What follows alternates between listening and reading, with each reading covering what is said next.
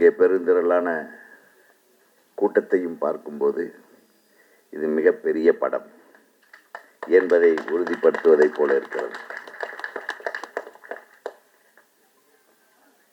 மிக மிக அழகான மேடை. அண்ணன் திருமாவளவன் அவர்கள், அவரை பற்றி சொல்ல வேண்டியதே இல்லை. பழகுவதற்கு மிகவும் எளிமையானவர், இனிமையானவர், பாசமானவர், அன்பானவர், ஒழுக்கமானவர். அத்தகைய ஒரு மனிதர் இங்கே ஒரு பட விழாவுக்கு வர்றாருன்னா நான் வர்றேன் அப்படின்னு சொல்லி ஒத்துக்கிட்டு தான் வந்தேன். அவர் சும்மா வந்திருக்க மாட்டார், ஏதோ ஒரு மேட்ரு அந்த படத்தில் இருக்குது, அதனால தான் கேட்டு வந்திருக்காரு. சிறப்பான விஷயம். காதலுக்கு ஜாதி, மதம், இனம், மொழி எதுவுமே கிடையாது. அதுதான் காதல். உண்மையான காதலுக்கு இது எதுவுமே இருக்கக்கூடாது. இது ஒரு அரசியல்லையும் சரி, அவர் எடுத்துக்கிட்ட விஷயங்கள்லையும் சரி, தொன்று தொட்டு எதுக்காக போராடிட்டு இருக்காரோ அந்த போராட்டம் இன்னும் தொடர்ந்துக்கிட்டு தான் இருக்குது. அதில் நிச்சயம் ஒரு நாள் வெற்றி அடைவார், அதில் எந்த சந்தேகமும் இல்லை. மனிதத்தை மனிதமாக நேசிக்க வேண்டும், அவ்வளோதான். அதுலேயே எல்லாமே முடிஞ்சு போகுது. இதில் நான் இவன், நான் அவன், அதில் ஒரு வெங்காயம் கிடையாது. பெரியார் சொன்ன மாதிரி உரிக்க உரிக்க ஒன்றுமே இல்லாமல் போகிறது. கடைசியில் 10 அடி நீளம், இப்போ முதல்ல 10 அடி அகலம் இடம் கொடுத்தாங்க, இப்போ 10 அடி ஆழம் தான் இடம் கொடுக்குறாங்க சில நாடுகளில். 6 அடி ஆழம், அதுக்கு மேலே இடம் கிடையாதுன்றான் புதைக்கிறது கூட.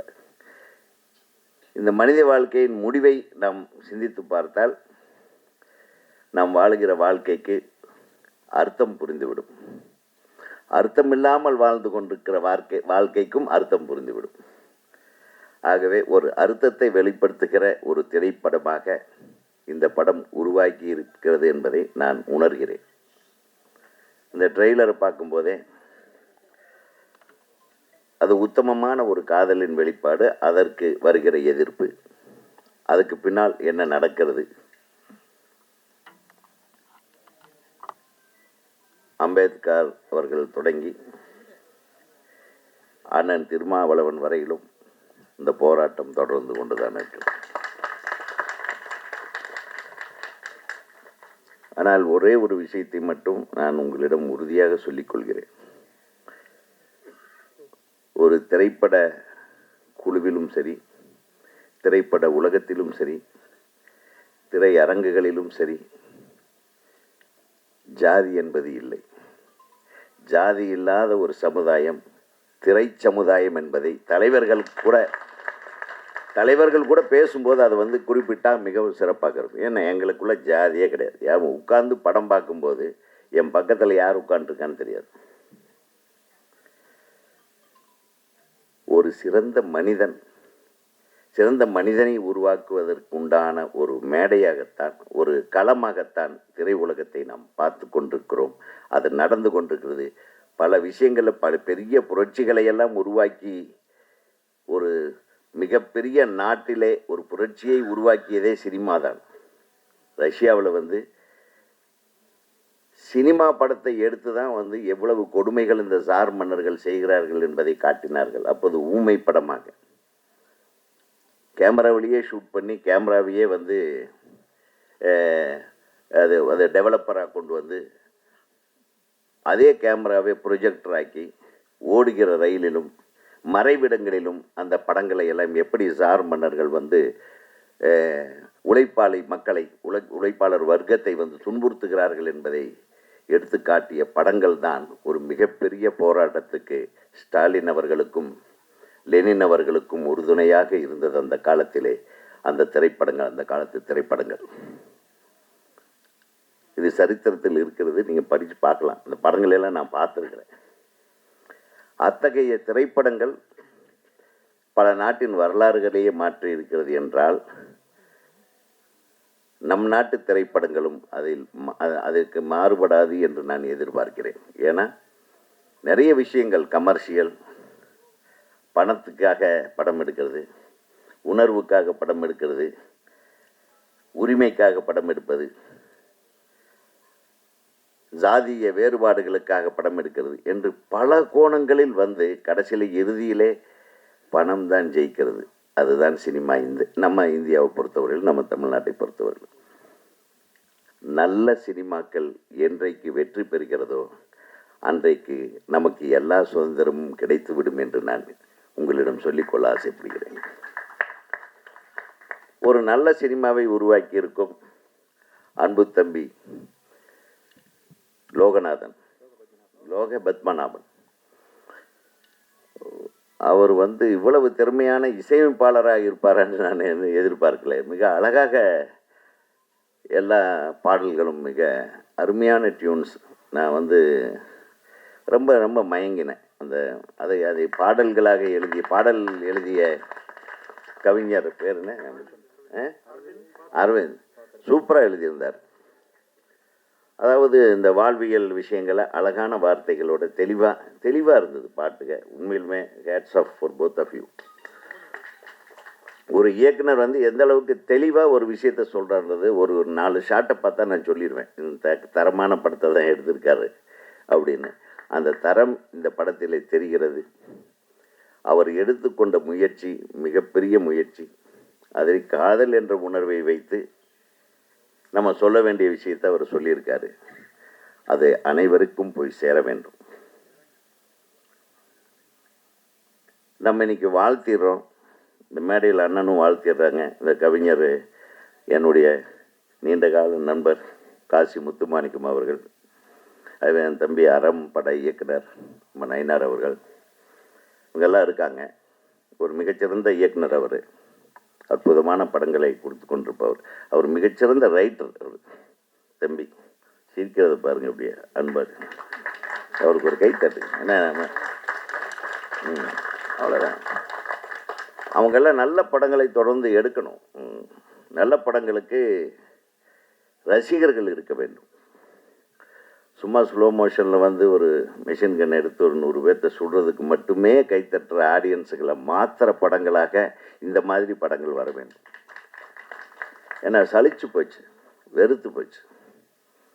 இப்போ அந்த காலத்தில் புரட்சி தலைவர் எம்ஜிஆர் அவர்கள் நடித்த படங்களை பார்த்தீர்கள் என்றால், அவர் மக்களோட பிரதிநிதியாக இருப்பார். ஒரு உழைக்கும் வர்க்கத்தின் பிரதிநிதியாக தான் அனைத்து படங்களிலும் இருப்பார்.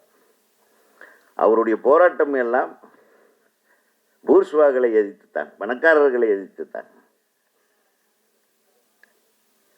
அந்த ஒரு மனுஷன் தன் வாழ்நாள் பூரா நடித்த அனைத்து படங்களிலும் ஏழைகளின் குரலை ஒலித்தவர் புரட்சி தலைவர் எம்ஜிஆர் அவர்கள். அந்த மாதிரி ஒரு ஹீரோ இன்னைக்கு இருக்க முடியுமா? இன்னைக்கு கையில் சிகரெட்டு, டேபிளில் ஒரு பாட்டிலு, கால் மேலே கால், கையில் ஒரு துப்பாக்கி இல்லாமல் எந்த பெரிய ஹீரோ படமும் ஓட மாட்டேங்குது. அவங்க நினச்சிக்கிறாங்க. இந்த தம்பி இந்த படம் ரொம்ப அழகாக நடிச்சிருக்கார். தம்பி இருக்கார், அவர் ஹீரோ. இதே தானே ஆடாப்பா தாடி வச்சது பாருங்க, ரொம்ப நல்ல. எப்படி இது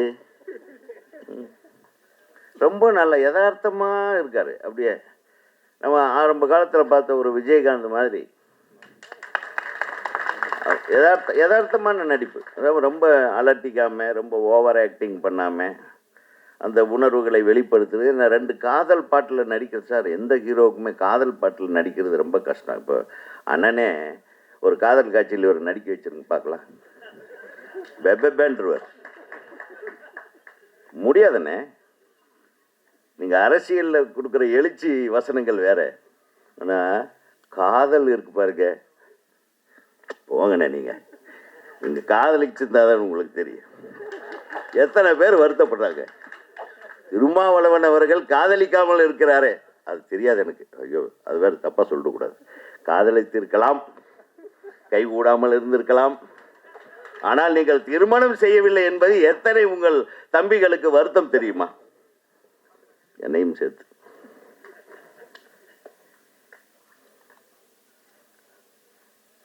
அது ஒரு உணர்வுண்ணே. அதை மிஸ் பண்ணிட்டீங்களோன்னு எனக்கு நான் பர்சனலாக ஃபீல் பண்ணுறேன். சாரி, மேடையில் பேசிருக்கக்கூடாதுன்னுவோம். பட் இருந்தாலும் ஓகே. ஒரு அன்பு தலைவனிடம் நான் ஒரு தம்பி கேட்குறேன், சார் காதலிச்சு பார்த்தா தான் சார் அந்த உணர்வு தெரியும், அந்த பிரச்சனை தெரியும். இவருக்கு தெரியும். இப்போ காதலிச்சு பார்த்து நடிச்சிருக்காரு பாருங்க. நடிக்கும் போதே அந்த உணர்வு வெளிப்படுத்து, அதுக்கு வர எதிர்த்து போராடுறது, இவருடைய காதலியை கொள்ளுகிறார்களோ அடிக்கிறார்களோ, அதுக்கு பின்னால் அவர் ரிவர்ட் ஆகிற வந்து உணர்வு பூர்வமான நடிப்பு. உண்மையிலுமே பாராட்டுறேன் தம்பி. நான் சும்மா வந்து பார்த்துட்டெல்லாம் புகழ்ந்தெல்லாம் பேசிட்டு போகக்கூடாது. நான் உணர்வு ரீதியாக சொல்கிறேன். இந்த படம் மிகப்பெரிய வெற்றி படமாக அமைய வாழ்த்துக்கள். அந்த பொண்ணு கூட ரொம்ப யதார்த்தமாக, யாருக்கும் பெரிய மேக்கப் கிடையாது, அந்த ஜோடனை கிடையாது, ரொம்ப நல்லா இருக்கு. ஒளிப்பதிவாளர் கூட மிகச்சிறப்பாக செய்திருக்கிறார், மிகச்சிறப்பாக இருக்கு. அந்த குத்துப்பாட்டில் கூட நீ வந்து கண்ணியம் மாறாமல் நீ நடித்திருக்கிறாய். அது என்ன பாராட்டப்பட வேண்டிய விஷயம். இந்த குத்துப்பாட்டில் இந்த ரோட்ல எல்லாம் படுத்துட்டு அது கூட ஒரு அழகு இருக்கிறது, அழகியல் இருக்கிறது. ஸோ இந்த மாதிரி படங்கள் பார்த்து ரொம்ப நாள் ஆச்சு. ஆனால் சமீப காலமாக சில சிறந்த படங்கள், 2 படங்கள் ஓடுது தியேட்டரில். தியேட்டருக்காரங்க தான் சரியாக அந்த படத்துக்கு உண்டான வந்த வருமானத்தை சரியாக செலுத்தாமல் இருக்கிறார்கள் என்ற புகார் ஒரு புறம் எழுகிறது. இந்த மாதிரி சில நல்ல படங்கள் வரும்போது தியேட்டருக்கு கிடைக்க மாட்டேங்குது. கேட்டால் பெரிய பெரிய தியேட்டர்கள்லாம், காம்ப்ளெக்ஸ் எல்லாம், மல்டிப்ளெக்ஸ் எல்லாம் பெரிய படங்களுக்காக அப்போவே புக் பண்ணி வச்சுறாங்க. இதை கொஞ்சம் மாற்ற வேண்டும். யார் மாற்றுவது? சினிமா சுதந்திரமாக இயங்குகிறதா என்ற ஒரு கேள்வி எழுகிறது. படைப்புக்கு சுதந்திரம் இருக்கிறது, அந்த படைப்பாளிகளை பாராட்டுவதற்கு சுதந்திரம் இருக்கிறது, அந்த படைப்புகள் சென்று சேருவதற்கு சுதந்திரம் இருக்கிறதா என்பதை சற்றே சிந்தித்து பார்க்க வேண்டும். நான் ஏன் இது பேசுகிறேன்னா, இந்த மேடையில் அண்ணன் திருமாவளவன் அவர்கள் இதை கொஞ்சம் மனதில் வைத்து கொண்டு, நீங்கள் அரசாங்கத்தோடு நெருக்கமாக இருக்கின்ற காரணத்தினால் இந்த மாதிரியான படைப்பாற்றல் மிக்க இளம் இயக்குநர்களாகட்டும், நடிகர்களாகட்டும், அவர்களுடைய வாழ்க்கை வளம் பெறுவதற்காகவும், நல்ல விஷயங்கள் மக்களை சென்று சேர வேண்டும் என்பதற்காகவும், எத்தனை இது சும்மா ஒரு 5 லட்சம் 10 லட்சத்தில் எடுத்துட முடியாது. இந்த படம் கொஞ்சம் ஒரு 2-2.5 கோடி செலவு பண்ணியிருப்பாங்க.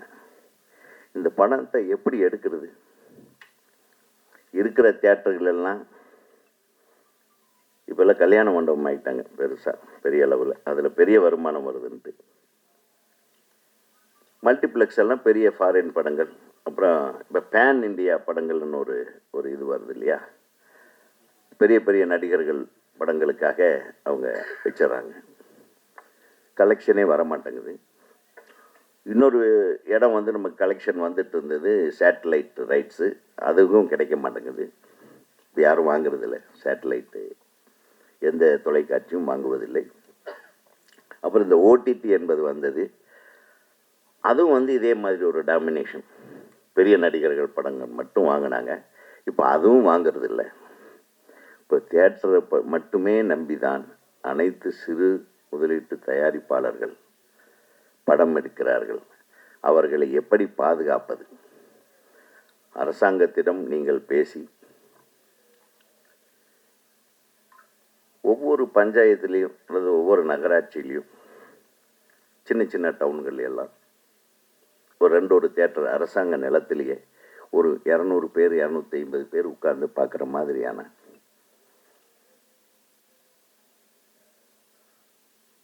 திரையரங்குகள் ஒவ்வொரு பஞ்சாயத்துகளிலும் அது வந்ததுன்னா, இந்த மாதிரி திரைப்படங்கள் யாருக்கு போய் சேரணுமோ அவங்களுக்கு போய் சேரும் என்பதை நான் உங்களிடம் அன்போடு கேட்கிறேன். இது சினிமாக்காரங்க பெரிய பெரிய தலைகள் எல்லாம் பேச மாட்டேன்றாங்க.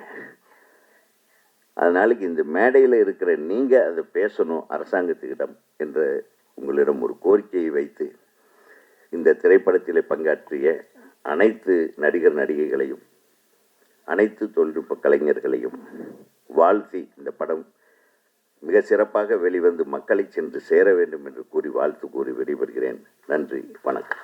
முதல்ல இந்த திரைப்பட குழுவினருக்கு என்னுடைய வணக்கத்தை தெரிவித்துக் கொள்கிறேன். நம் தலைவருக்கு எப்பொழுதும் என்னுடைய அன்பும் வணக்கமும். ஏன்னா இன்றைக்கி இருக்கிற இந்திய சூழலில் இது ஒரு முக்கியமான அரசியல் படம் அப்படின்னு நான் நம்புகிறேன். ஏன்னா ஒரு ஜனநாயகத்தை பற்றி பேச வேண்டிய தேவை இந்தியாவுக்கு வந்து மிகப்பெரிய நெருக்கடியாக மாறி இருக்கும் பொழுது தொடர்ந்து ஜனநாயகத்தை பற்றியான உரையாடல்களை நிகழ்த்த வேண்டிய தேவை தொடர்ந்து இருந்து கொண்டிருக்கிறது. அதனுடைய கலைஞர்களுடைய பங்கு என்பது மிக முக்கியமானது. அந்த அடிப்படையில் இந்த படம் மிக முக்கியமான படம் என்று நான் நம்புகிறேன். அந்த அடிப்படையில் தான் தலைவர் இங்கு வந்திருக்கிறார் என்பதில் நம்மளுக்கு மாற்று கருத்து இருக்க முடியாது. காதலிப்பதே புரட்சி செய்வதற்கு தான், புரட்சி செய்வதே காதல் செய்வதற்கு தான். புரட்சி முடிஞ்சதுக்கு அப்புறம் என்ன பண்ண போகிறோம்? நமக்கு வேலை வந்து காதல் பண்ணுறது தான். அந்த காதலில் பிரச்சனை வருதுன்னு வச்சிங்களேன், அது ஒரு ஜாதி பிரச்சனையாக இருக்கலாம், மத பிரச்சனையாக இருக்கலாம், நிற பிரச்சனையாக இருக்கலாம், இல்லை வேறு ஏதாவது வர்க்க பிரச்சனையாக இருக்கலாம். அப்படின்னா நம்ம என்ன பண்ணுவோன்னா காதல் செய்கிறத நிறுத்திட்டு புரட்சி பண்ண ஆரம்பிச்சிடுவோம். திரும்ப புரட்சி முடிஞ்சதுக்கப்புறம் காதல் பண்ணுறது தான் நம்மளுடைய வேலை. அப்போது மனித சமூகத்துக்கு இடையராத ஒரு வேலை ஒன்று இருக்குதுன்னா அது காதல் பண்ணுறது தான். காதலுக்கு எப்பப்பெல்லாம் தொந்தரவு வருதோ அப்போல்லாம் நம்ம புரட்சி செய்வோம். புரட்சிக்கு எப்போல்லாம் வந்து ஓய்வு கிடைக்குதோ அப்போல்லாம் காதல் செய்வோம். அப்போ காதலை தவிர மனித குலத்திற்கு வேறு எந்த கடமையும் கிடையாது என்பது தான் இங்கே உண்மையான வேலை. அதை தான் இந்த படம் வந்து மிக அழகாக சொல்லியிருக்கிறது. படக்குழுவினர் அனைவருக்கும் வாழ்த்துக்கள். மாணிக்க வீணைக்கு நரம்பு வேண்டும், மாலைக்கு வெண்ணில வெளிச்சம் வேண்டும், ஆணிப்பொன் மேனிக்கு அத்தான் வேண்டும், அரசுக்கு படைவீடு முரசு வேண்டும், தேனிக்கு பூக்காடும் கூடு வேண்டும், தென்றலுக்கு தாளாட்டும் கொடிகள் வேண்டும், வானுக்கு புது விடியல் வேண்டும், தமிழகத்தின் திரைப்பட வரலாறு சிறப்பதற்கு செம்பியன் மாதேவி பல 100 நாட்கள் ஓட வேண்டும் என்று வேண்டி நடைபெறுகின்ற இந்த இசை ட்ரெய்லர் வெளியீட்டு விழாவில் விழாவின் நாயக அருமை அண்ணன் திருமா அவர்கள் வந்திருக்கிறார்கள். மூக்கு மேல் கண்ணாடி, முகவாயில் கருந்தாடி, நாக்கு மேல் தமிழ் சூடி, நடமாடும் ஒரு தமிழ் திருமேனி, திசைகளை திருப்பி தரும் அண்ணன் திருமா, ஈழ பகைவர்களுக்கு அது திருப்பாச்சி அருவா. எங்கள் நினைவு கிடைத்த பரிசு தமிழர் நித்திரையை நீக்க வந்த முரசு, வீரத்தை சூடும் விருது அவர் வெற்றிக்கென்று உரிது, ஞானத்தை குலைத்த வேதம் உயர் மோனத்தில் மூழ்கிய நாதம், வானத்தை வெளுக்க வந்த நிலா அவர் வார்த்தையில் வெற்றி உலா, அள்ளி அள்ளி கொடுப்பது அவரின் பழக்கம், தமிழை சொல்லி சொல்லி தருவது அவரின் பழக்கம், அவரை மத்திய அமைச்சராக்கி பார்ப்பதுதான் நம்முடைய ஒரே முழக்கம். அவர் தொட்டது துலங்கும், கைப்பட்டது படரும். அதனால தான் அவரை இங்கே அழைத்திருக்கிறீர்கள். அவரை பொறுத்தவரை அவருக்கு சட்டமன்ற உறுப்பினர் என்று ஒரு முகம் உண்டு. இங்கே எனது ஆரியூர் டைரக்டர் உதயகுமார் அவர்கள் சொன்னார்கள், அவர் திருமணம் செய்யவில்லை என்று ஏங்கினார்கள். உங்களுக்கு தெரியாது, அவருக்கு திருமணம் முடிந்து விட்டது. அவர் பெண்ணை மணக்காமல் தமிழ் மண்ணை மணந்த மனிதன். டாக்டர் கலைஞர் அவர்களே, தமிழ் தாயின் தலைவனாக இருக்கின்ற கலைஞர் அவர்களே, உனக்கு நான் பெண் பார்க்கிறேன் என சொல்லி பலமுறை சொன்னார்கள். என்றாலும் ஒரு குடும்பத்திற்கு இல்லை, இந்த நாட்டுக்கே நான் சொந்தக்காரன் என சொல்லி திருமணத்தை மண்ணை மணந்த அந்த மாவீரன். அந்த மாவீரன் என்பதனால்தான் அந்த மாவீரன் வரிசையிலே மாமாங்கம் உண்டு, மாமன்னன் உண்டு, மகாதேவி உண்டு, இப்போது வந்திருக்கிறது மாதேவி. அந்த மாதேவி படத்திற்கு வந்திருக்கிறார். முதல் போட்டவனுக்கெல்லாம் நம்பியவனுக்கு நல்லது நடக்கும், இந்த செம்பியனை நம்பினாள் என்பதை போல செம்பியன் மாதேவி வந்திருக்கிறது. எனக்கு முன்னால் பேசிய இயக்குனர் சொன்னதை போல திரைப்பட பாடல் வரிகள் என்னை மிகவும் கவர்ந்தன. அதேபோல் இசை, நம் நாளமெல்லாம் தாளம், தேகமெல்லாம் ராகம், குருதி எல்லாம் சுருதி, மொத்தத்தில் கால் முளைத்து நடக்கின்ற கிருதி என்று சொல்கின்ற அளவுக்கு அருமை தம்பி, லோகத்துக்கே உயர்ந்த லோக பத்மநாதன் அவர்கள், அவரை பாராட்ட வேண்டும். ஏதோ முதல் படத்தை போல இல்லை, அவர் பல படங்களை இயக்கியவரை போல மிக சிறப்பாக இயக்கியிருக்கிறார். அவருக்கு என்னுடைய வாழ்த்துக்களை சொல்லி, இந்த படத்தை பொறுத்தவரை ஒளிப்பதிவு, பாடல்கள், குத்துச்சண்டை, கத்திச்சண்டை, எல்லா சண்டையும், இந்த வாரம் சண்டை வாரம், இந்த வாரம் காவிய வாரம், இந்த வாரம் பாடல் வாரம் என்று சன் டிவியிலே சொல்லுவதை எல்லாம் ஒட்டுமொத்தமாக இணைத்ததை போல அருமையண்ணனை பார்க்கின்ற போது சொல்வார்கள் அல்லவா, அவர் ஒரு நல்ல சட்டமன்ற உறுப்பினர் என்று அவருக்கு ஒரு முகம் உண்டு, அவருக்கு பாராளுமன்ற உறுப்பினர் என்று அண்ணன் திருமா அவர்களுக்கு ஒரு முகம் உண்டு, சட்டமன்ற உறுப்பினர் பதவியை தூக்கி எறிந்தவர் என்று ஒரு முகம் உண்டு, நாடாளுமன்ற குழு தலைவர் என்று ஒரு முகம் உண்டு, பகைவர்களை எதிர்த்து சொல்லாடுகின்ற ஆற்றலும் என்ற ஒரு முகம் உண்டு, தாழ்த்தப்பட்டவர்களுக்கு பாதுகாப்பு கேடயமாக ஒரு முகம் உண்டு, பிற்பட்டவர்களுக்கு இடஒதுக்கீட்டுக்காக பாராளுமன்றத்திலே குரல் கொடுத்தவர் என்ற ஒரு முகம் உண்டு, ஆன்றதமிழ் கூறுமுகம், ஆய்ந்ததும் தேர்முகம், ஆறறிவி ஊர்முகம், ஆளறி போல் வீறுமுகம், அன்புமலை தூறுமுகம், அறியாதாருக்கு வேறுமுகம், அடையராய் சீர்முகம், இப்படி இந்த தலைவனுக்கு 100 முகம். இந்த 100 முகம் இல்லை என்றால் தமிழர் வாழ்வு ஏதடா ஏறுமுகம் என்று சொல்லுகின்ற அளவுக்கு வருகின்ற அண்ணன் திருமா அவர்கள் கரம் பட்ட இந்த படம் 100 முகம் கண்ட அந்த தலைவனுடைய கரம் பட்டதனால் 1000 நாள் ஓடும் என்று சொல்லி, அழுத பிள்ளைக்கு பால் பிடிக்கும், அரசன் பிள்ளைக்கு வால் பிடிக்கும், கண்ணுக்கு மை பிடிக்கும், கவிதைக்கு பொய் பிடிக்கும், கன்னத்தில் குழி பிடிக்கும், காக்கூந்தல் பெண் பிடிக்கும், தென்னைக்கு கீட்டு பிடிக்கும், நெல்லுக்கு நாட்டு பிடிக்கும், அவரைக்கு பூ பிடிக்கும், அணிலுக்கு வால் பிடிக்கும், கல்வருக்கு இரவு பிடிக்கும், காதலருக்கு நிலவு பிடிக்கும், ஊருக்கு ஆறு பிடிக்கும், ஊர்வலத்தில் தேர் பிடிக்கும், தமிழுக்கு லா பிடிக்கும், தமிழகத்தில் உள்ள திரைப்பட ரசிகர்களுக்கெல்லாம் செம்பியன் மாதவி என்றால் ரொம்ப ரொம்ப பிடிக்கும் என்ற பெயரை வாங்க வேண்டும் என்று வாழ்த்தி வாய்ப்புக்கு நன்றி கூறி விடைபெறுகிறேன். நன்றி, வணக்கம். இந்த அவையின் சிறப்பு அழைப்பாளராக மேடையில் வீற்றிருக்கக்கூடிய என் அருமை நண்பர், விடுதலை சிறுத்தைகள் கட்சியினுடைய தலைவர், இந்த நாட்டில் ஒடுக்கப்பட்ட மக்களுடைய நம்பிக்கையாகவும் குரலாகவும் ஒலித்து கொண்டிருக்கின்ற தோழர் திருமாவளவன் அவர்களுக்கும், இந்த மேடையிலே எனக்கு இந்த நல்ல வாய்ப்பினை நல்கி இருப்பவரும், தமிழ் திரையுலகத்துக்கு ஒரு நல்ல திரைப்படத்தை ஆக்கி தந்திருப்பவருமான அருமையான இளைஞர் செம்பியன் மாதேவி இயக்குனர் மட்டும் இல்லை, அவர் எழுத்து இசை இயக்கம் என்று 3 ரோல்ஸ் 3 கடமைகளையும் எடுத்து பொறுப்பாற்றி தந்திருக்கக்கூடிய நடிப்பு என்று ஒரு பல்துறைகளை இந்த திரைப்பட இயக்கத்தில் அளித்து இந்த படத்தை நமக்கு அளித்திருக்கக்கூடிய அருமையான இளைஞர் லோக பத்மநாபன் அவர்களை. இந்த மேடையிலே நிறைய பெரியவர்கள் இருக்கிறார்கள். நான் நேரம் கருதி ஒவ்வொருவரையும் விழித்து சொல்லவில்லை என்றாலும் இந்த வணக்கத்தை அவர்கள் அனைவரும் அவர்களை விழித்து சொன்னதாக எடுத்துக்கொள்ள வேண்டும் என்று கேட்டுக்கொண்டு, கூடியிருக்கும் ரசிக பெருமக்களும் திரைத்துறை சார்ந்த பெருமக்களுக்கும் என்னுடைய அன்பான வணக்கத்தை நான் தெரியப்படுத்திக் கொள்கிறேன். சொன்ன மாதிரி திரைப்படத்தை வெளியிடுவதற்கு நாங்கள்லாம் எதுக்கு அப்படிங்கிற ஒரு கேள்வி வரலாம். இந்த படத்தினுடைய கரு, ஆணவ கொலை தொடர்பாக ஒரு திரைப்படத்தை நான் ஆக்கி இருக்கிறேன் அம்மா என்று தம்பி சொன்னபோது, ஆணவ படுகொலையை எதிர்ப்பது என்று சொன்னால் அது எங்கள் இயக்க பணிகளில் ஒரு முக்கியமான பணி. எனவே நிச்சயமாக அப்படிப்பட்ட ஒரு கருவில் ஒரு திரைப்படம் வெளிவந்தால் அதனை ஆதரிக்க வேண்டியது நம் கடமை என்கின்ற அளவிலே உடனே இந்த விழாவிலே வருவதற்கு நான் இசைவு தெரிவித்தேன். அதற்கு பிறகு அந்த படம் குறித்த உரையாடலுக்கு முன்பாக நான் சில விஷயங்களை மட்டும் சொல்ல விரும்புகிறேன். இந்த மேடையில் எனக்கு முன்னாடி பேசியவர்கள் காதலை பற்றி நிறைய பேசினார்கள். காதலை பற்றி நம்ம ரொம்ப முக்கியமாக தெரிஞ்சுக்க வேண்டிய ஒரு விஷயம், சாதி என்கின்ற அமைப்பு காதலின் கருவறை மீது, அந்த கல்லறை மீது தான் கட்டப்பட்டு இருக்கிறது. சாதி என்கின்ற அமைப்பே காதலுக்கான மறுப்பு தான், வேற எதுவுமே கிடையாது. காதலை மறுத்ததுதான் சாதிங்கிற அமைப்பு.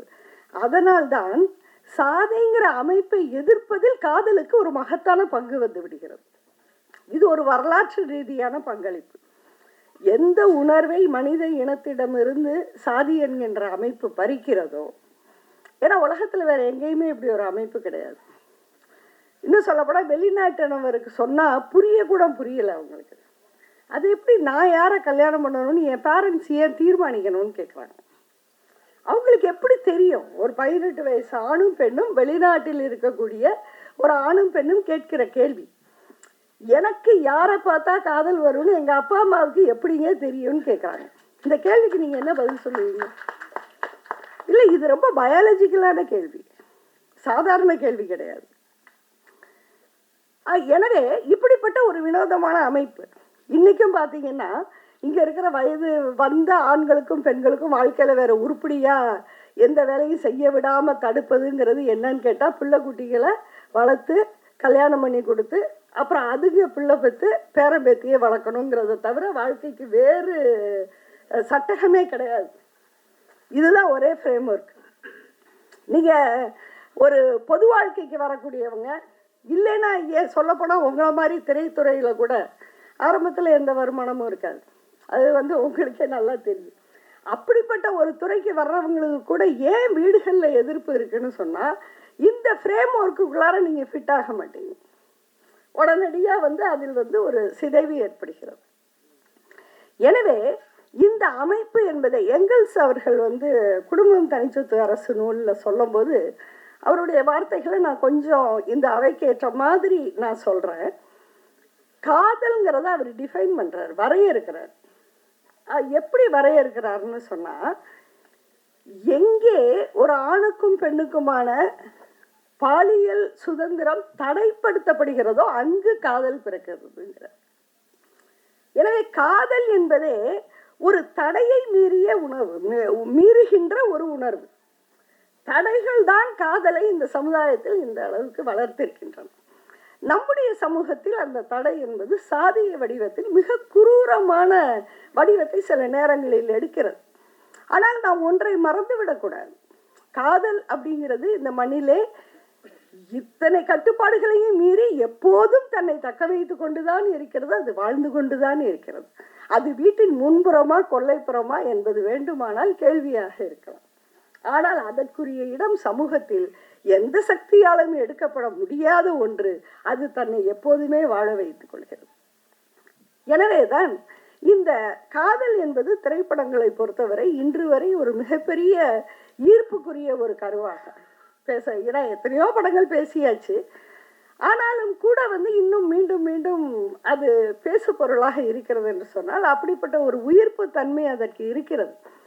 நான் முன்பே சொன்னது போல நம்முடைய சமூகத்தில் காதலுக்கு சாதி ஒழிப்பு முகமும் இருக்கிறது. காதலுக்கு சாதியை ஒழிப்பதற்கான ஒரு முகம் இயற்கையாகவே அமைந்து விடுகிறது. அதனாலதான் காதல் திருமணங்களை சாதி ஒழிப்பாளர்கள் மிக அதிகமாக ஏற்றி போற்ற வேண்டிய ஒரு சூழல். இங்கே கூட சொன்னாங்க, காதலர் தினத்தையெல்லாம் ஏன் முற்போக்காளர்கள் இந்த மண்ணில் கொண்டாடிக்கிட்டு இருக்கிறாங்க. ஏன்னா அது ஒரு என்ன சொல்கிறது, ஒரு இளைஞர்கள் ரோஜாப்பூ கொடுக்குறேன் மல்லிகைப்பூ கொடுக்குறேன்னு சொல்கிற விஷயத்தை போய் இந்த நாட்டில் முற்போக்காளர்கள்லாம் காதலர் தினத்துக்கு ஏன் கொண்டாடுறாங்கன்னா வேற ஒன்றும் இல்லை, காதலுக்கு இருக்கக்கூடிய அந்த சாதிக்கு எதிரான ஒரு முகம். அதற்காக தான் நாம் அதனை போற்ற வேண்டிய ஒரு நிலையில் இருக்கின்றோம். அந்த அடிப்படையில் தான் நான் இதை ஒத்துக்கொண்டேன். ஆனால் அதையும் தாண்டி தம்பிக்கிட்ட பேசிகிட்டு இருந்தப்போ எனக்கு வேறு சில பரிமாணங்களை கிடைச்சது. அந்த பரிமாணங்களை நான் சொல்ல மாட்டேன். ஏன்னு கேட்டால் அது கதையை சொல்லுவதாக ஆகிவிடும். ஆடியோ லான்ச்சில் நான் கதையை சொல்லக்கூடாது என்பதற்காக நான் சொல்லவில்லை. ஆனால் அந்த பரிமாணங்களை பற்றி நான் பேச ஆசைப்படுகின்றேன். இன்னைக்கு சாதி ஒழிப்பு அப்படின்னு சொல்லும் போது நீங்கள் ஒன்றை புரிந்து கொள்ள வேண்டும். அதுக்காக நீங்கள் களமாடுறது அல்லது தோழர் திருமா மாதிரியோ அல்லது எங்களை போன்றோ பொது வாழ்க்கையில் ஈடுபடுவது செயல்படுவது என்பதற்கு அப்பால் ஒரு உண்மையான சாதி மறுப்பாளர் சாதி ஒழிப்பாளர் என்று சொன்னால் அவர் யார் அப்படின்னு என்னை கேட்டால் நீங்கள் எல்லாருமே உங்களை ஒரு கேள்வி கேட்டுக்கோங்க. உங்களை சுற்றி நீங்கள் யாரை நம்பி வாழ்கிறீர்களோ, நம்ம எல்லாருக்கும் ஒரு சர்க்கிள் இருக்கும். உலகம் ரொம்ப பெருசு, ஆனால் எல்லாருக்கும் ஒரு தனித்தனி உலகம் இருக்கு. அந்த உலகத்துல தான் எல்லாரும் வாழ்றோம். உலகம் ரொம்ப பெருசுங்கிறதுக்காக இன்னைக்கு நம்ம வெளியே செவ்வாய் கிரகத்துக்கு கூட போயிட்டு இருக்காங்க. நீ உலகத்தினுடைய எல்லைகள் விரிவாக்கப்பட இருக்கின்றன. நம்ம 100 வருஷத்துல போய் சேர்ந்துருவாங்கன்னு நினைக்கிறேன். எல்லாரையும் கூட்டிட்டு போவாங்கன்னு நினைக்கிறேன். அந்த மாதிரியான ஒரு பக்கம் உலகம் விரிவடைந்து கொண்டு போகிறது. ஆனால் ஒவ்வொரு மனிதனுக்கும் ஒரு உலகம் இயங்குகிறது இல்லையா? நண்பர்களாக, தோழர்களாக, உறவினர்களாக, அக்கம் பக்கத்து வீட்டினராக, எதிர் வீட்டினராக, அந்த உலகத்தில் ஒரே சாதிக்காரர்கள் 70% மேல் இருந்தால் நீங்கள் சாதி மறுப்பு அல்லது சாதி ஒழிப்பு என்கின்ற உலகத்துக்கு வரவில்லை என்று அர்த்தம். அந்த உலகத்தில் 70% மாற்று சாதியினராக இருந்தால் நீங்கள் ஒரு சாதி மறுப்பாளராக சாதி ஒழிப்பாளராக ஒரு உலகத்துக்குள் வந்துவிட்டீர்கள் என்று அர்த்தம். இது வந்து ஒரு சோதனையாக கூட ஒவ்வொருத்தரும் அவங்கவுங்க லைஃப்பை டெஸ்ட் பண்ணி பார்த்துக்கோங்க. உங்களை சுற்றி யார் இருக்கா? முதல்ல சாதி மறுப்பாளர்களை சுற்றி ஒரே சாதிக்காரர்கள் இருக்கக்கூடாது. இது ரொம்ப நமக்கு தேவையான ஒரு பாடம். இந்த இடத்துல தான் சாதி மறுப்பு கல்யாணம், சாதி கடந்த உறவுகள். சாதி மறுப்பு கல்யாணம் பண்ணால் முதல்ல என்ன நடக்குது? குடும்பங்கள் வந்து ஒரே சாதி குடும்பங்களாக இருப்பது என்பது உடைகிறது. அதுதான் ரொம்ப தேவை. இதில் நாம் கற்றுக்கொள்ள வேண்டிய இன்னொரு விஷயம், எந்த ஒரு சாதி ஒழிப்பும் பல்வேறு சாதி மக்கள் இணைகின்ற போதுதான் நடத்தப்பட முடியும். அப்படிப்பட்ட ஒரு இணைப்பை வலியுறுத்துவதுதான் இன்றைய தேவையாக இருக்கிறது. ஒரு பக்கம் ஆணவ கொடைகளுடைய குரூரத்தை எடுத்து சொல்லுகின்ற படங்கள் நமக்கு வேண்டும் என்று எதிர்பார்க்கின்ற அதே நேரத்தில், ஏன்னா அதையும் சொல்ல வேண்டிய தேவை இருக்கிறது. இன்னொரு புறம் இதனை தாண்டி நம்பிக்கை இருக்கிறது, இதனை தாண்டி மனிதம் இருக்கிறது, இதனை தாண்டி மனிதர்கள் இருக்கிறார்கள். அவர்கள் ஒட்டுமொத்தமாக எல்லோரும் மரணித்து விடவில்லை, மறித்து விடவில்லை. நம்பிக்கை தரக்கூடிய இளைஞர்கள், நம்பிக்கை தரக்கூடிய நிகழ்வுகள் நிறைய இருக்கின்றன என்பதை இந்த படம் உங்களிடம் பேச வருகிறது. அதுதான் இந்த படத்தை என்னை ஈர்த்த விஷயமாக நான் பார்க்கிறேன். அது மட்டுமல்ல, இன்றைய அவர் சொன்னபோது இன்னொரு விஷயத்தையும் சொன்னார். இந்த விஷயம் முழுக்க என்னுடைய கற்பனையிலிருந்து உருவானதல்ல, அதற்கு மாறாக என்னுடைய வாழ்வில் நான் சந்தித்த ஒரு நிகழ்வு காட்சிகளைத்தான் நான் படமாக ஆக்கியிருக்கிறேன்னு சொன்னார். உண்மையில் நவீன திரைப்படம் எடுக்க வேண்டும் என்று விரும்புகிற உங்களை போன்ற இளைஞர்களுக்கு என்னை போன்றவர்கள் வைக்கிற வேண்டுகோள் என்றால், கொஞ்சம் கற்பனைகளை நிறுத்திவிட்டு நிஜங்களை எடுங்கள். அதைவிட சிறந்த சினிமாவை யாரும் தர முடியாது. போதும் கற்பனைகள், போதும். நிறைய கற்பனை தேர் ஓட்டியாச்சு. எனவே நிஜங்கள் நடந்து கொண்டிருப்பது. இப்ப கூட இந்தியில வந்து ஒரு மகாராஜுங்கிற திரைப்படம் வந்திருக்கிறது. நீங்க நிறைய பேர் பார்த்திருக்கலாம். நெட்ஃபிளிக்ஸ்ல வந்து ஓடிடி தளத்துல தான் வந்திருக்குன்னு நினைக்கிறேன் நான். அந்த திரைப்படம் மும்பையிலே 1800கள் வாக்கிலே நடந்த ஒரு வழக்கு, ஒரு கேஸ் ஹிஸ்டரி, அதை படமாக எடுத்திருக்கிறார்கள். அற்புதமான படம், அற்புதமான படம். ஏனென்றால், ஏன் அற்புதமாக அது வந்திருக்கிறது என்றால், அது உண்மையை பேசுகிறது. அதில் எதுவுமே கற்பனை கிடையாது. அதை திரையாக்கம் செய்ததுதான் அந்த இயக்குனரோட, தயாரிப்பாளரோட, நடிகர்களுடைய பங்களிப்பு. ஆனால் கதை நிஜம். எனவே நிஜத்தை தாருங்கள், உண்மைகளை பேசுங்கள், உண்மைகளை சொல்லுங்கள். ஏன்னா சொல்ல மறுக்கப்பட்ட உண்மைகள் ஏராளம் இருக்கின்றன. அந்த உண்மைகளை உங்களை போன்ற இளைஞர்கள் இனி தொடர்ந்து தமிழ் திரையுலகத்திற்கு தர வேண்டும். அதற்கான ஒரு பங்களிப்பாக இந்த செம்பியன் மாதேவி அமைந்து வெற்றி பல காண வேண்டும் என்று உங்களை மனதார வாழ்த்தி வாய்ப்புக்கு நன்றி கூறி விடைபெறுகிறேன். நன்றி, வணக்கம். திரு லோக பத்மநாபன் அவர்களின்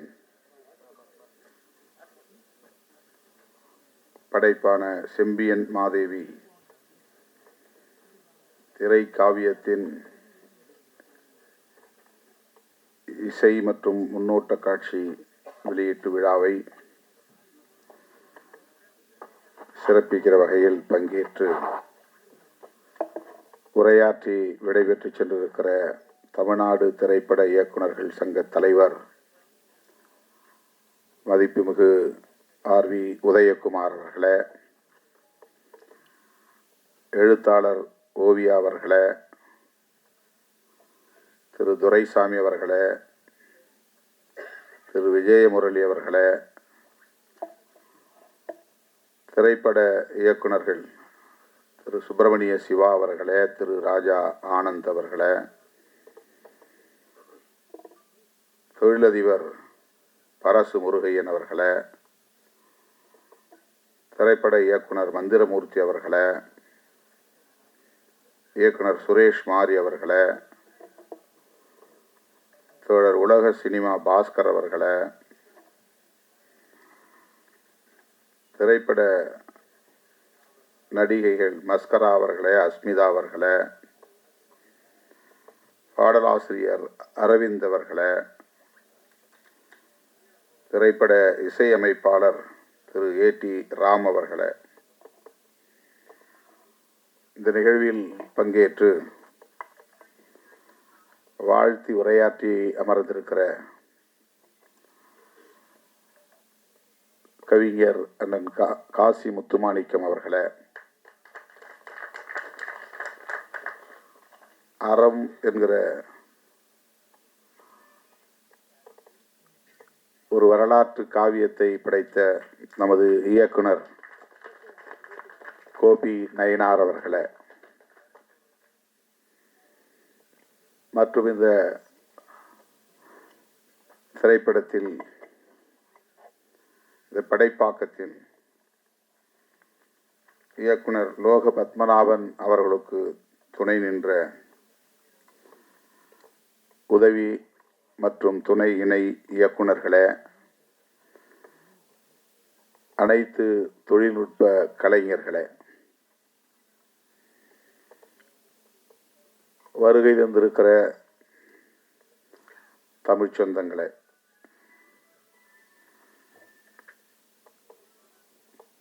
திரு லோக பத்மநாபன் அவர்களே, உங்கள் அனைவருக்கும் என்னுடைய பணிவார்ந்த வணக்கத்தை தெரிவித்துக் கொள்கிறேன். சற்று காலந்தாழ்ந்து வர நேர்ந்தமைக்கு முதலில் வருத்தத்தை தெரிவித்துக் கொள்கிறேன்.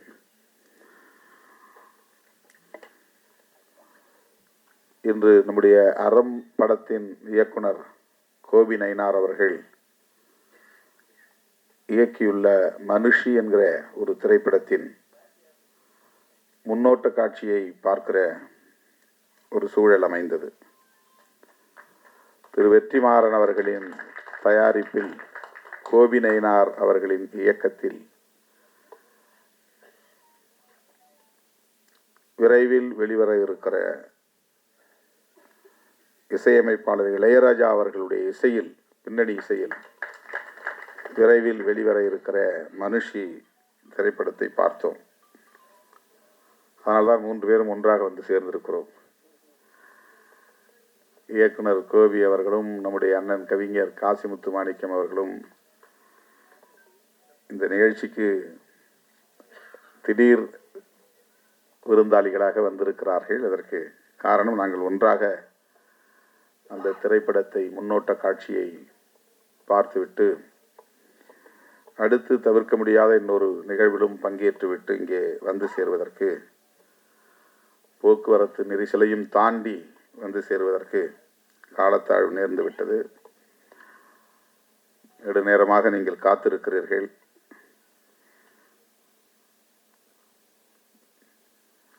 நான் நீண்ட நேரம் எடுத்துக்கொள்ள விரும்பவில்லை. லோக பத்மநாபன் அவர்கள் பேசும்போது 2010 நான் இந்த மேடையில் ஒரு உதவி இயக்குனராக ஏறி நிற்கிற வாய்ப்பு கிடைத்தது. 13-14 ஆண்டுகளுக்கு பிறகு ஒரு இயக்குனராக இந்த மேடையில் நான் வந்து நிற்கிறேன். இது ஒரு அருமையான தருணமாக நான் பார்க்கிறேன் என்று தன்னுடைய நெடிய பயணத்தை திரும்பி பார்க்கிறார். இந்த இடத்தை எட்டுவதற்கு ஒரு மாமாங்கம் தேவைப்பட்டிருக்கிறது. 12 ஆண்டுகளுக்கு மேலாக எப்படி இவர் இயக்குகிறார், எழுதுகிறார், நடிக்கிறார், இசையும் அமைக்கிறார் என்று பலரும் இங்கே வியப்பாக கேள்வி எழுப்பினார்கள். அதற்கு நான் விடை சொல்கிறேன் என்று தன்னுடைய போராட்ட வாழ்வை பகிர்ந்து கொண்டார். எத்தனை திரைப்படங்களில் உதவி இயக்குனராக, எத்தனை திரைப்படங்களில் துணை இயக்குனராக, இணை இயக்குனராக பணியாற்றினேன். தமிழை தாண்டி தெலுங்கு போன்ற பிற மொழிகளிலும் நான் பணியாற்றி இருக்கிறேன். 5 ஆண்டு காலம் இசை மாணவனாக பட்டய வகுப்பில் பயின்று தேர்ச்சி பெற்றிருக்கிறேன் என்று தனக்குள்ள தகுதி நிலைகளையும் இங்கே எடுத்துரைத்தார். இத்தனை தகுதிகள் இருந்தும், ஆற்றல் இருந்தும் அனுபவம், பட்டறிவு இருந்தும் தான் எண்ணியதை எய்துவதற்கு, அடைவதற்கு இந்த களத்தில் எவ்வாறு போராட வேண்டி இருக்கிறது என்பதைத்தான் அவருடைய உரை நமக்கு உணர்த்தி இருக்கிறது. 13 ஆண்டுகளுக்கு பிறகு ஒரு இயக்குனராக இப்போது அவர் இந்த மேடையிலே நிற்கிறார்.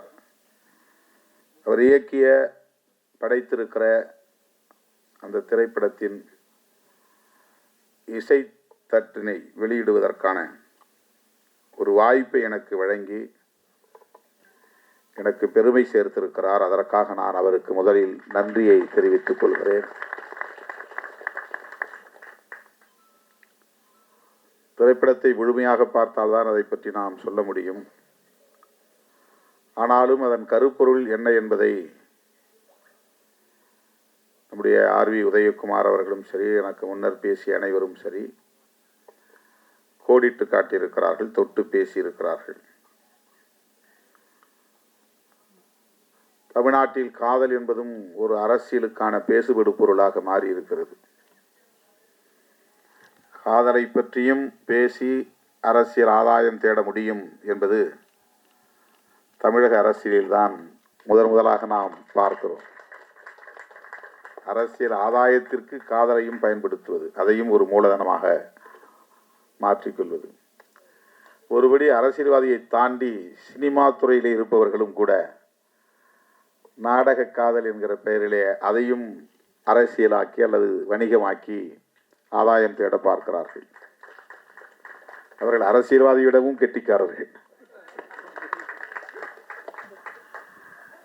அரசியல்வாதிகளையும் தூக்கி சாப்பிடக்கூடிய அளவுக்கு கெட்டிக்காரர்களாக இருக்கிறார்கள். என் பெயரை சொல்லியும் பிழைக்கிறார்கள். பிழைத்து விட்டு போகட்டும் என்று நான் அதை கண்டுகொள்ளவில்லை. எனக்கும் அதற்கும் அவர்கள் சொல்லுகிற பொருளுக்கும் சம்பந்தமே கிடையாது.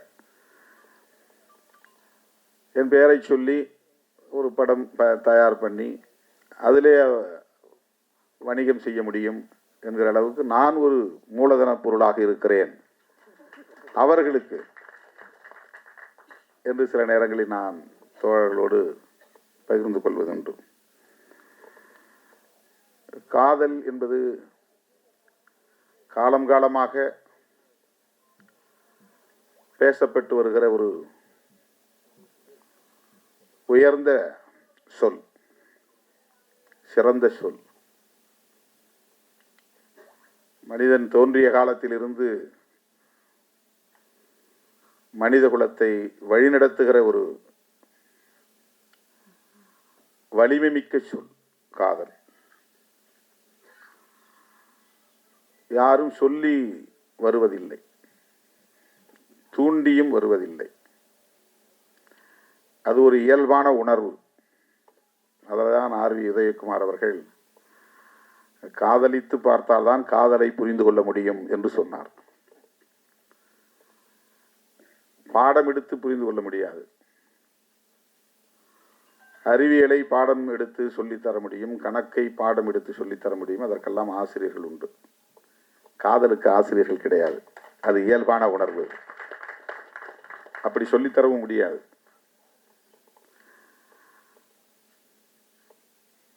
அது எல்லா உயிரினத்திலும் இருக்கிறது. ஆண்கள், பெண், மனித குலத்தில் மட்டுமல்ல, உயிரினங்களுக்கு இருக்கிற ஒரு பொதுவான உணர்வு அது. அது உலகம் தழுவிய ஒரு பொது உணர்வு. எல்லா உயிரினத்துக்கும் பொதுவான உணர்வு அது. அது மனுஷனுக்கு மட்டும்தான் இருக்குங்கிறது கிடையாது. உயிரினமாக இருக்கக்கூடிய இரு பாலினத்துக்கு இடையில் அவரவர் அந்தந்த உயிரினங்களுக்கு ஏற்ப அது நிகழ்கிறது. நம்மால் உணர முடியாமல் இருக்கலாம். பறவைகளுக்கு இடையிலே நிகழ்கிறது, ஊர்வன இடையே நிகழ்கிறது, விலங்குகளிடையே நிகழ்கிறது. மனிதனால் அது உணர முடியாது. மனிதர்களுக்கிடையே இருக்கிறது. ஆனால் 100 விழுக்காடு ஒவ்வொருவரும் காதலித்துதான் திருமணம் செய்கிறார்களா என்றால் இல்லை.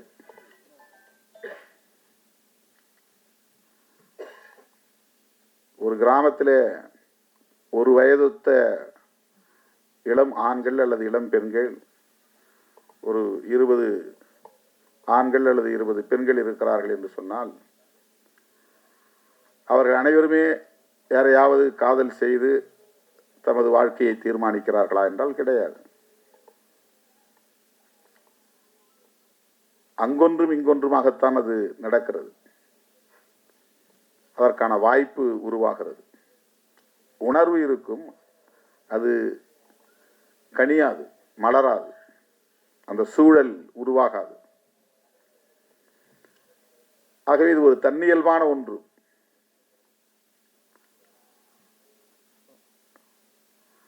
அதனை ஏதோ திட்டமிட்டு யாரோ சொல்லி டிஷர்ட் போட்டால், ஜீன்ஸ் போட்டால், கூலிங் கிளாஸ் போட்டால் பெண்கள் மயங்கி விடுவார்கள், அந்த டிஷர்ட் போட்டவன் பின்னாலேயே பெண்கள் போய் விடுவார்கள் என்பதை போன்ற ஒரு தோற்றம் இங்கே உருவாக்கப்பட்டு அதற்கு ஒரு பெயரை சூட்டியிருக்கிறார்கள், நாடக காதல் என்று. அப்படி ஒன்று இருக்கவே முடியாது. காதல் காதல் தான், அவ்வளவுதான். இன்னொன்று அப்படி ஒன்று இல்லை, அப்படி ஒன்று இருக்க முடியாது. நாடகம் செய்தெல்லாம் யாரும் யாரையும் ஏமாற்றி விட முடியாது.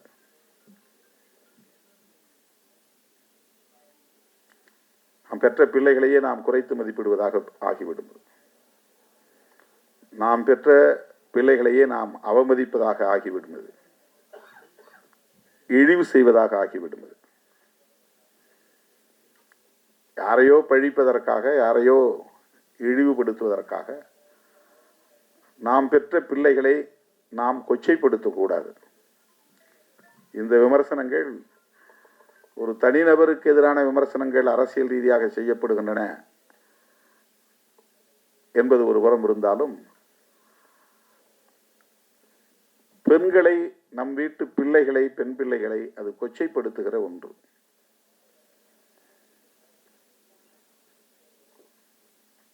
அதை ஒருபோதும் நியாயப்படுத்த முடியாது. என்னிடத்திலே ஒரு பத்திரிகையாளர் கேட்டார், நான் திருப்பி கேட்டேன், திருமாவளவன் பிறப்பதற்கு முன்பு இந்த மண்ணில் காதல் இல்லையா? நான் வந்த பிறகுதான் இங்கே காதல் என்ற சொல் புழக்கத்தில் இருக்கிறதா? இது எவ்வளவு பெரிய அபாண்டம், எவ்வளவு பெரிய வீண் பழி. இதை சொல்லுகிறவர்கள் தங்கள் வீட்டில் உள்ள பிள்ளைகளையும் கவனத்திலே கொண்டு, கருத்திலே கொண்டு பேச வேண்டாமா என்ற ஒரு கேள்வியை எழுப்பினேன். அருமை தோழர்களே, காதல் என்பது இயல்பானது என்றால் இயற்கையானது என்று பொருள். இயல்பு என்றால் இயற்கை என்றுதான் பொருள். அது ஒரு இயற்கையான உணர்வு. அது வலிந்து உருவாக்க முடியாது. ஒருவர் சொல்லி இன்னொருவர் அதை செய்யவும் முடியாது. ஆகவே திரைப்படங்களாக இருந்தாலும் சரி, நாவல் எழுதுவதாக இருந்தாலும் சரி, எந்த படைப்பாக இருந்தாலும் சரி, தவறான ஒரு தோற்றத்தை உருவாக்கக்கூடாது. இதுதான் என்னுடைய கருத்து, என்னுடைய வேண்டுகோள். காதலுக்கு ஏன் எதிர்ப்பு வருகிறது? எல்லா நாடுகளிலும் இது போல காதலுக்கு எதிர்ப்பு உண்டா? கட்டாயமாக இருக்கும். காதலுக்கு எதிர்ப்பு கட்டாயமாக இருக்கும். அதனுடைய பரிமாணங்கள் நாட்டுக்கு நாடு வேறுபடுகிறது. இந்தியாவை பொறுத்தவரையில் ஏற்கனவே இங்கு நிறுவப்பட்டிருக்கிற ஒரு கருத்தியல் காதலை மறுக்கிறது. இனக்கலப்பு ஏற்பட்டு விடக்கூடாது அல்லது சாதி கலப்பு ஏற்பட்டு விடக்கூடாது என்பதுதான் அந்த கருத்தியல். சாதி தூய்மைவாதம் என்பதுதான் அந்த கருத்தியல். சாதி விட்டு சாதி திருமணம் செய்தால் ஒரு சாதிக்கான பாரம்பரியத்தில் களங்கம் ஏற்பட்டுவிடும். அந்த சாதி காப்பாற்றி வருகிற தூய்மை கலங்கப்பட்டுவிடும். எனவே திருமணத்தை சாதிக்குள்ளேயே பண்ண வேண்டும் என்பது இங்கே ஒரு கருத்தாக நிறுவப்பட்டிருக்கிறது. எஸ்டாபிளிஷ்ட் அகமண முறை, எண்டோகாமி. இது எஸ்சி எஸ்டி மக்களுக்கும் இதர மக்களுக்கும் இடையிலான பிரச்சனை கிடையாது. ஒவ்வொரு சாதிக்கும் இடையிலான பிரச்சனை இது. ஒவ்வொரு சாதிக்கும் இடையிலான பிரச்சனை இது. சாதியிலேயே உயர்ந்த சாதி என்று கருதப்படுகிற பிராமணர்கள் தனித்தனி சாதிகளாகத்தான் இருக்கிறார்கள். அங்கேயும் அகமண முறைதான் உண்டு, புறமண முறை கிடையாது. அங்கேயும் அகமண முறைதான்.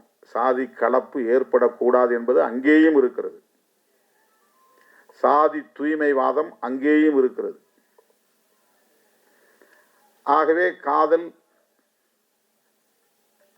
ஆர்.வி. உதயகுமார் அவர்கள் சொன்னதைப் போல சாதி, மதம், மொழி, இனம் என்கிற வரையறைகளை தாண்டிய ஒன்று. அதை தடுப்பது இந்த கருத்தியல். சாதி விட்டு சாதியெல்லாம் காதலிக்க கூடாது. காதலித்தால் வெட்டுவோம். இது ஏன் நிகழ்கிறது? இனக்கலப்பு ஏற்படக்கூடாது. சாதி தூய்மை பாதுகாக்கப்பட வேண்டும். சாதி தூய்மை பாதுகாக்கப்பட வேண்டும் என்பதற்காக தண்டனை வழங்கப்பட்டது. அந்த தண்டனையை வரையறுத்த சட்டம்தான் மனுஸ்மிருதி. மனுஸ்மிருதி என்பது ஒரு சட்டம். அது ஒரு கோட் ஆஃப் மனு என்றுதான் அதற்கு பெயர். அதுதான் அந்த தண்டனையை தருகிறது. சாதி விட்டு சாதி திருமணம் பண்ணா அவங்கள அலோவ் பண்ணக்கூடாது. 2 பேரையும் ஒழிச்சணும். இல்லைன்னா சாதி கலப்பு ஏற்பட்டுரும். சாதி கலப்பு ஏற்படக்கூடாது என்பது ஒரு கருத்தியலாக இந்த மண்ணில் நிலைநிறுத்தப்பட்டிருக்கிறது. அந்த கருத்து தான் காதலுக்கு எதிர்ப்பாக நிற்கிறது. அதுதான் நாடக காதல் என்கிற புதிய சொல்லாடலை எல்லாம் கொண்டு வந்து நிறுத்துகிறது. படைப்பாளர்கள் அதை தாண்டி சிந்திக்க வேண்டும். அதனால்தான் கலைஞர்கள், படைப்பாளர்கள் சுதந்திரமானவர்களாக இருக்க வேண்டும். இந்த மாதிரியான எந்த பிற்போக்கான கருத்தியலுக்குள்ளும் போய் சிக்கிக் கொள்ளக்கூடாது. அவர்கள் இயல்பான வாழ்வியலோடு இயைந்து இயங்கக்கூடியவர்களாக இருக்க வேண்டும்.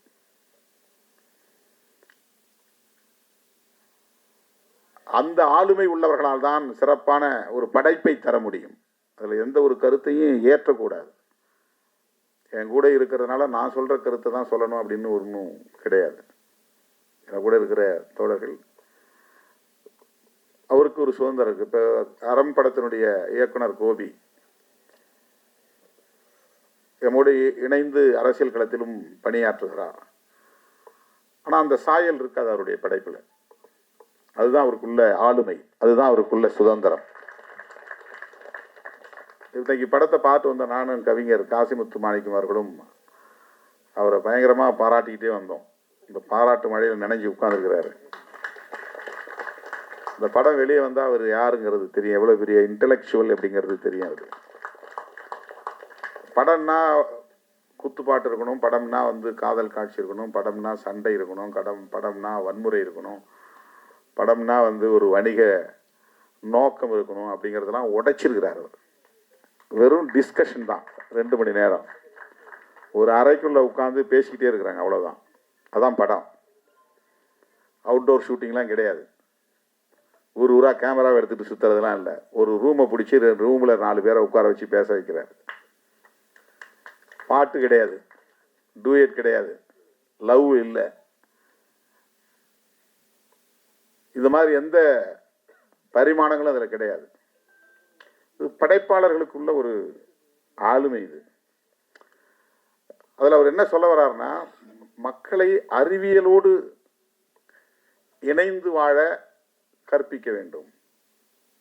அறிவியல் என்ன சொல்ல? அறிவியல் சொல்றதுதான் யதார்த்தமான உண்மை.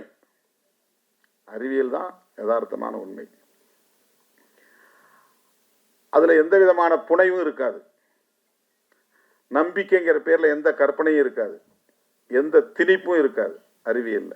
அறிவியல் அறிவியல் அவ்வளவுதான். அது நிறைய தத்துரூபமான காட்சிகள் அதில் பதிவு பண்ணியிருக்கிறாரு. பேப்பரை தூக்கி இப்படி எரிஞ்சால் அது பறக்குது, அதே பேப்பரை கசக்கி போட்டால் கீழே பொத்துன்னு விழுது. ஒரு ஃபிசிக்ஸ், ஒரு ஹீரோயினை வச்சு சொல்கிறாரு. இது ஏன் பிள்ளைகளுக்கு சொல்லிக் கொடுக்கணும். நீ வேற எதுவும் சொல்லித் தராத. சாதி ஆண்ட பரம்பரையெல்லாம் சொல்லிக் கொடுக்காத, அரச பரம்பரையெல்லாம் சொல்லிக் கொடுக்காத. அவன் எந்த காலத்திலேயே ஆண்டான், இன்னைக்கு நீ பிச்சை எடுத்துட்டு தானே இருக்கிற. அவன் கோட்டையை கட்டி ஆண்டாலும் அவன் பரம்பரை இன்னைக்கு என்ன நிலையில இருக்கு, அது நிலைக்காதுங்கிறது தான் அர்த்தம். கோட்டை கட்டி ஆண்டவன் பிள்ளை அத்தனை அது பரம்பரை, நான் மறுபடியும் அதே கம்பீரத்தோட இருப்பேன், யானையில போவேன், குதிரை போவேன்னு போக முடியுதா? முடியாது. இதுதான் வாழ்க்கை.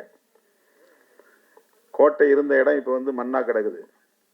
அதனால அதை சொல்றதுல எந்த அர்த்தமும் கிடையாது. அறிவியலை சொல்லி கொடுங்கிறார் இந்த படத்துல. அறிவியலை சொல்லி கொடு. அறிவியல்னா பரீட்சைக்கு எழுதுறதுக்கான அந்த சயின்ஸ் இல்லை, வாழ்வியலே ஒரு அறிவியல் தான். அந்த அறிவியல் அடிப்படையில் தான் உயிரினங்கள் எல்லாம் வாழ்கிறது. கற்பனைகளிலும் கற்பனையான நம்பிக்கைகளிலும் சிக்கி கிடக்கிற உயிரினம் தான் மனித குலம்.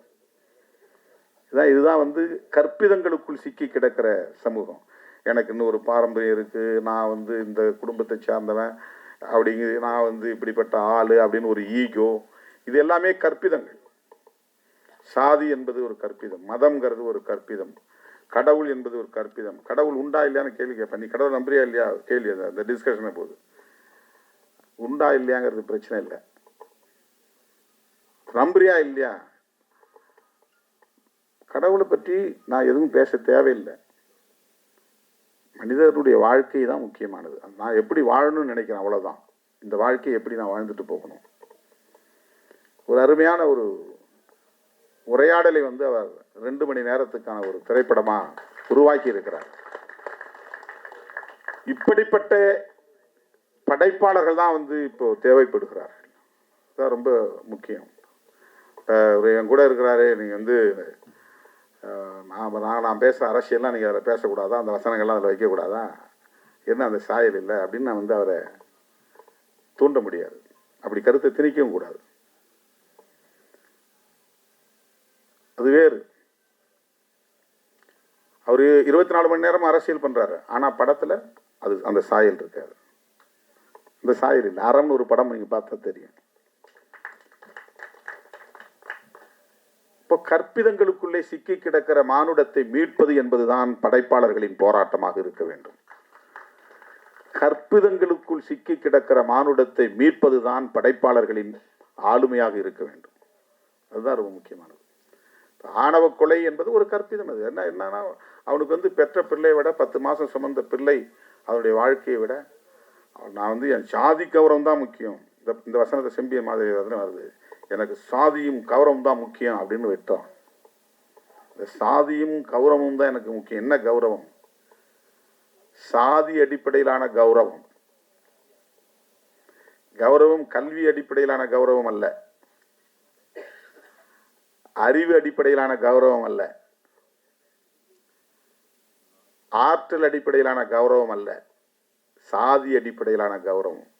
செம்பியன் மாதவி படத்துல லோக பத்மநாபன் எழுதிய வசனத்துல வில்லனா நடிக்கிறவர் சொல்றார், எனக்கு சாதியும் கௌரவம் தான் முக்கியம் அப்படின்னு அப்படியே அருவாலை வச்சு ஹீரோவை வெட்டுறார். இது தமிழ்நாட்டில் மட்டுமல்ல, இந்தியா முழுவதும் உள்ளது. இது கற்பிதம். இது வந்து வரட்டு கௌரவம். நாம அந்த கௌரவ கொலைன்னு சொல்லுவாங்க, நான் வரட்டு கௌரவ கொலைன்னு சொல்லுவோம். இப்ப இது ஆணவ கொலைன்னு நம்ம பதிவு பண்றோம். அது வந்து ஒரு ஃபால்ஸ் பிரஸ்டீஜ். இது பிரஸ்டீஜுங்கிறது எது? நமக்குரிய மரியாதை என்பது என்ன? தன்மானம் தான் உண்மையான கௌரவம். என்னுடைய தன்மானம் தான் முக்கியமானது. ஒரு டிக்னிட்டின்னு சொல்றோம்ல, அந்த டிக்னிட்டி தான் முக்கியமானது. அதை எப்போது பெற முடியும்னா, ஒரு தெளிவு வாழ்க்கையை பற்றிய, மனித குலத்தை பற்றிய, அறிவியலை பற்றிய தெளிவு வருகிற போதுதான் அது நமக்கு புலப்படும்.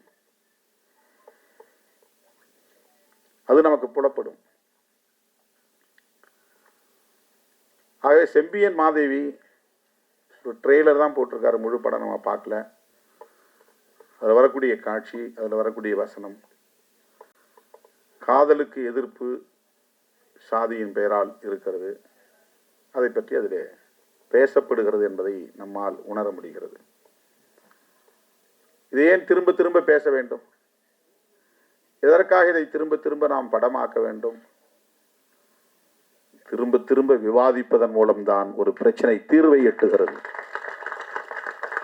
மீண்டும் மீண்டும் உரையாடல் தேவைப்படுகிறது. நாம நிறைய காலத்துல கடந்த காலங்களில் அரசியல் என்னன்னா, காஸ்ட்டை பற்றிலாம் பேசக்கூடாது, நமக்கு தான் காஸ்ட் கிடையாது அப்படின்னு தள்ளி விட்டுருவாங்க. சாதி பிரச்சனை பற்றி பேசக்கூடாது, நம்ம இடத்த சாதி பிரச்சனை இல்லை, ஆனால் இருக்கு, உண்மையில் இருக்கு. மனுஷன் பிறந்ததுலேருந்து சாகிற வரையிலும் அவனை அறியாம அவனை வழி நடத்திட்டு இருக்கிறது சாதி உளவியல். இந்திய மண்ணை பொறுத்த வரையில அவன் உடுத்துறதிலிருந்து உண்ணுவதிலிருந்து உறங்குகிற வரையில் அவனை அறியாமல் அவனை வழிநடத்துவது சாதி உளவியல். இது டிஎன்ஏலே அதுக்கான கட்டமைப்பை போட்டாங்க. நான் சாதி ஒழிப்பை பேசினா கூட என்ன ஏதோ ஒரு சக்தி இயக்கி கொண்டிருக்கிறது, அதில் டாமினன்ட் ஆதிக்கம் செலுத்துவது சாதியாக தான் இருக்கு. நான் யாரோட உறவாட முடியும், நான் யாரை நட்பாக வச்சுக்க முடியும், எனக்கு யார் அக்சஸாக இருக்கிறாங்க, ஈஸி அக்சஸாக இருக்கிறாங்க. இந்த சமூகம் அப்படி கட்டமைக்கப்பட்டிருக்கு. அந்த மாதிரி தான் நண்பர்கள், அந்த மாதிரி தான் உறவுகள், அந்த மாதிரி தான் இயக்கம் நடவடிக்கைகள் இந்த மண்ணில் அமைக்கப்பட்டு இருக்கிறது. நாம் ஏன் இதை வேண்டாம் என்று சொல்லுகிறோம்? இதற்கு ஒரு நீண்ட நெடிய கசப்பான அனுபவங்கள் இருக்கிறது. நான் மட்டும் சொல்லவில்லை, ஐயன் திருவள்ளுவன் சொல்லியிருக்கிறார் 2000 வருடங்களுக்கு முன்னால். காதலை வாழ்த்துகிறார், சாதியை ஒழிக என்கிறார். இது ஐயன் திருவள்ளுவனுடைய நிலைப்பாடு. அதுக்கும் பின்னால போனால் கௌதம புத்தரும் அதுதான் சொல்றாரு. கௌதம புத்தர் ஏதோ ஒரு மதத்தை உருவாக்கிய குரு என்பதை போல, மடாதிபதி என்பதை போல இங்கே காட்டப்படுகிறது, அல்லது கடவுள் போல காட்டப்படுகிறது. கிடையாது. இந்த மண்ணில் சமத்துவம் இல்லை, சமத்துவத்தை உருவாக்க வேண்டும் என்பதற்காக ஒரு கோட்பாட்டை உருவாக்கியவர் கௌதம புத்தர். சுதந்திரம், சமத்துவம், சகோதரத்துவம் என்பதுதான் பௌத்தத்தின் அடிப்படை கோட்பாடுகள். அரசமைப்பு சட்டத்தில் பிரியாம்பிள் என்கிற முகப்புரையில அம்பேத்கர் அவர்கள் எடுத்து கையாளுகிற இந்த சொற்கள் பகவான் புத்தரின் போதனைகளில் இருந்து நான் எடுத்து கையாண்டது என்று புரட்சியாளர் அம்பேத்கர் அவர்கள் விளக்கம் தருகிறார். பிரெஞ்சு புரட்சியிலிருந்து நான் எடுக்கல, அவருடைய போதனைகள் இருந்து. ஆகவே அவரும் இந்த சாதியின் பெயரால் இருக்கிற சமத்துவமின்மையை எதிர்க்கிறார். சனாதனத்தால் நிறுவப்பட்டிருக்கிற சமத்துவமின்மையை எதிர்க்கிறார். பிறப்பின் அடிப்படையில் உயர்வு தாழ்வு என்று இங்கே நிறுவப்பட்டிருக்கிற இந்த கருத்தியலை, இந்த உளவியலை அவர் கட்டுடைக்கிறார். அதுதான் பௌத்தம். ஆகவே இது ஏதோ புதுசா நாம பேசுற அரசியல் கிடையாது. நம்ம இப்ப பேச வேண்டாம், காதலுக்கு மரியாதை கொடுக்கணும், காதலை சாதியின் பெயரால தடுக்கக்கூடாது அப்படின்னு நம்ம பேசுறோம்னா இது நம்முடைய கருத்து கிடையாது. இப்ப 1000 ஆண்டுகளுக்கு மேலாக இங்கே பேசப்பட்டு வருகிற கருத்து தான். ஆக இன்னும் உரையாட வேண்டிய தேவை இருக்கிறது. இந்த 2000 வருஷம் பத்தல, இன்னும் உரையாட வேண்டிய தேவை இருக்கிறது. இன்னும் 2000 வருஷம் கூட பிடிக்கலாம். இதை கடந்து மனிதன் முதிர்ச்சி அடைவதற்கு, பக்குவம் அடைவதற்கு, உயர்ந்த நிலையை எட்டுவதற்கு, உளவியல் பக்குவமடைந்த உளவியலை பெறுவதற்கு இன்னும் பல 100 ஆண்டுகள் கூட ஆகலாம். நாம் எந்த அளவுக்கு இந்த உரையாடலை இன்னும் கூர்த்திட்டுகிறோமோ ஜனநாயக பூர்வமாக, இது சரி, இது தவறு, இது வேண்டும், இது வேண்டாம், இது நியாயம், இது அநியாயம் என்கிற அடிப்படையிலே இந்த உரையாடல்களை நாம் கூர்த்திட்ட அது விரைவாக ஒரு பக்குவமடைந்த நிலையை எட்டும். ஆகவே செம்பியன் மாதவி போன்ற திரைப்படங்கள் இன்னும் இங்கே தேவைப்படுகிறது. ஆணவ கொலைகள் குறித்த விவாதங்களை இன்னும் கூர்த்திட்ட வேண்டிய தேவை இருக்கிறது. இது மோதலுக்காக அல்ல, தீர்வுக்காக. இது வன்முறையை தூண்டுவதற்காக அல்ல, ஒரு நல்ல வாழ்வியலை கட்டமைப்பதற்காக. உரையாடல் நிகழ்த்தாத எந்த பிரச்சனையும் தீர்வை தராது.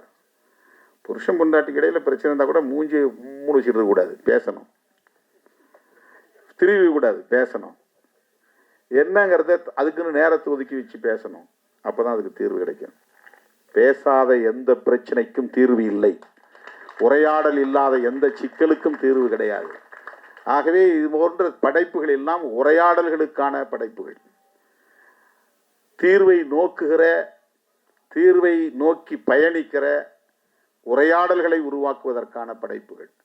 அந்த களத்தை தேர்வு செய்து லோக பத்மநாபன் அவர்கள் துணிந்து அந்த கருப்பொருளை எடுத்து கையாண்டிருக்கிறார். அதை இன்றைக்கு ஒரு படைப்பாக நம்மிடத்திலே தமிழ் சமூகம் உணர வேண்டும் என்கிற வகையிலே சமர்ப்பிக்கிறார் என்பது பாராட்டுதலுக்குரியது.